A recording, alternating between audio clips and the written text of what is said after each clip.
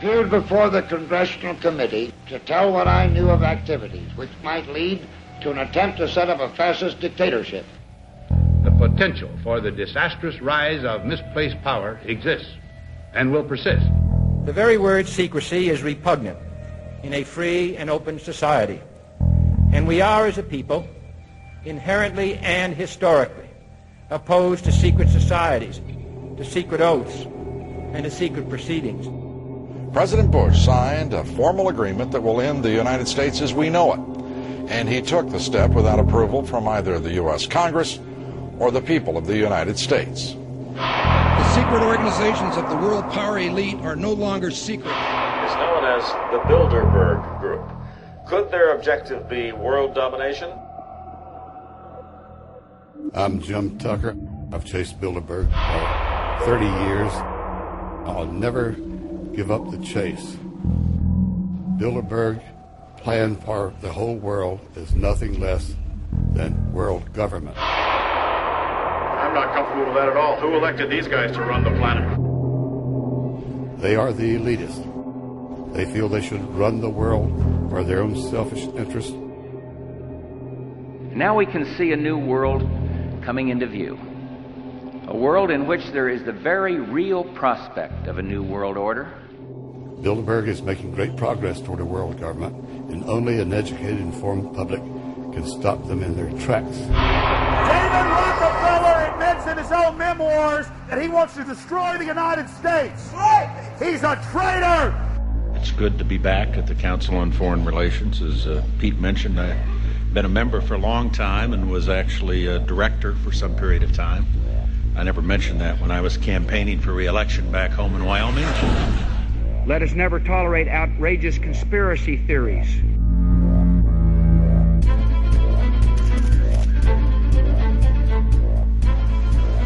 I need you to move off the property, please. Some shots were fired.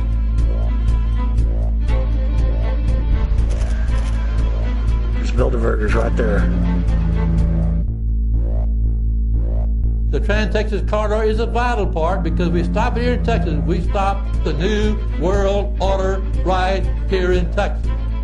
This thing started here.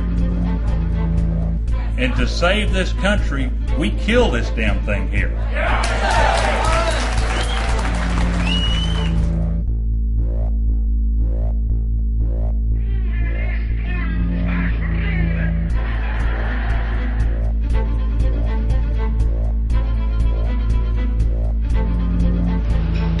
A chance for the President of the United States to carry out a phrase his father used, and that is a new world order.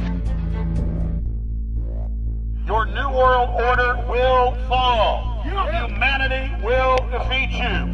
The answer to 1984 is 1776.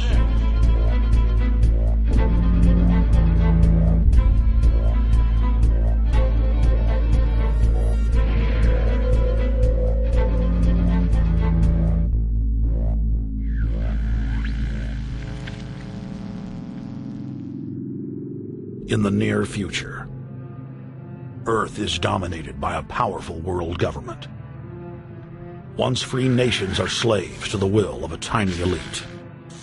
The dawn of a new dark age is upon mankind. Countries are a thing of the past. Every form of independence is under attack, with the family and even the individual itself nearing extinction. Close to 80% of the Earth's population has been eliminated.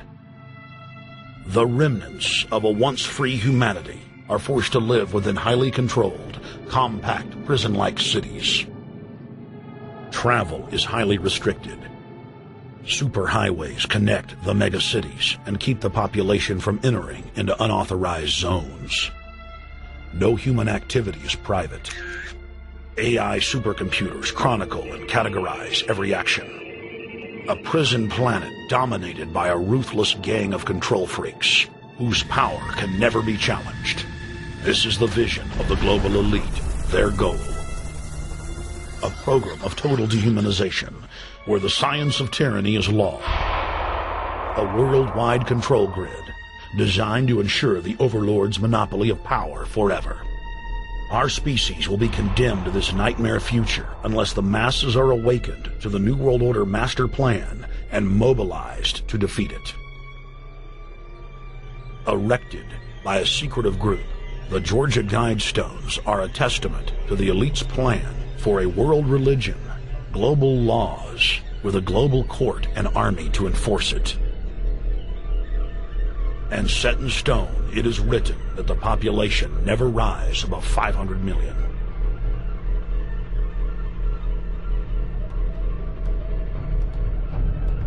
In this film, you will learn how our world is truly governed. You will see how highly secretive roundtable groups interlock to form a global intelligence network. This group has been steering planetary affairs for hundreds of years. Now, in the final stage, they prepare for open world government. A goal tyrants throughout history have lusted after.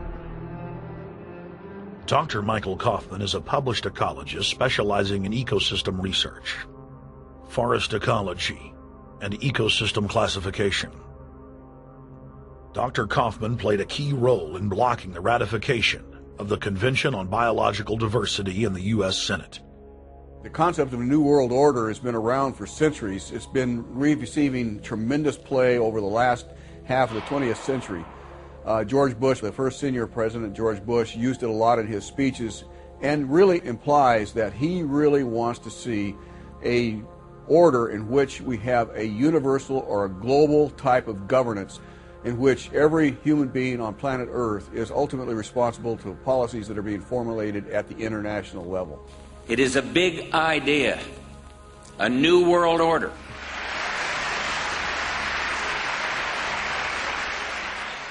President Bush said that the New World Order was in tune, and that's what they were working for. The UN is part of that government. They're working right now very significantly for a North American Union. That's why there's a lot of people in Washington that don't care too much about our borders. They have a philosophic belief that national sovereignty is not important. It's also the reason I have made very strong suggestion that we need not be in the United Nations for our national security. It's really always the same. You go back throughout all of history, the Roman Empire, the Soviet Union, Hitler during the Nazism was always saying that it's going to create the utopia for the average person, when in fact, history always shows that it does exactly the opposite. Conquest and empire is as old as civilization. Babylon, Egypt, and Greece. They all built empires in an attempt to rule the world. The Roman system at its peak dominated the known world. Complex governmental systems were developed to control diverse populations. During the period between the 15th and 19th century, new empires emerged and again waged war for supremacy. The nobility, as well as the thriving merchant class, were financed by a handful of private banks. Many of the great money houses would hedge their bets and finance both sides of a war. Sophisticated intelligence-gathering networks gave the financiers a clear edge over the governments they were slowly gaining control of. On the 18th of June, 1815, agents of the British arm of the Rothschild family looked on as